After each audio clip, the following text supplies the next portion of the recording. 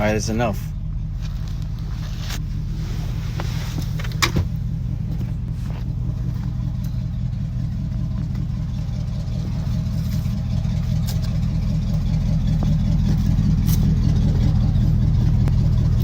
Looks like it's bending a little.